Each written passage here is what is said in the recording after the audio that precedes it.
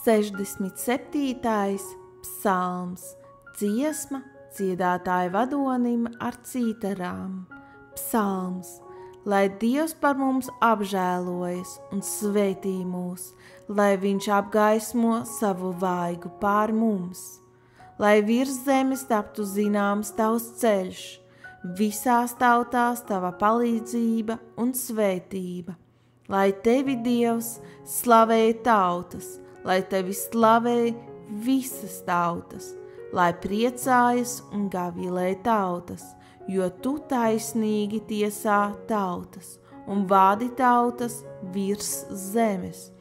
Lai tevi Dievs slavēja tautas, lai tevi slavē visas tautas. Zeme ir devusi savus augļus, mūsu svētīdams ir svētījis tas kungs, mūsu Dievs. Lai Dievs mūs svētī un lai viņu bīstas visi zemes gali.